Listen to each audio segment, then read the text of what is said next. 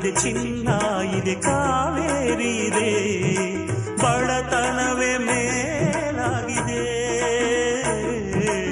ನಮ್ಮ ತನವೇ ಮಂಕಾಗಿದೆ.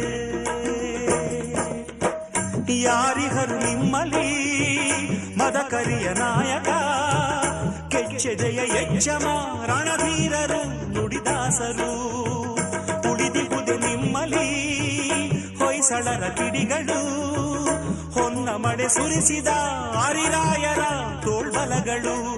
ಏಳಿರಿ ಏಳಿರಿ, ಈ ಪ್ರಾರ್ಥನೆಯ ಕೇಳಿರಿ, ಕಲಿಯಿರಿ, ದುಡಿಯಿರಿ, ಉಳಿಸಿರಿ.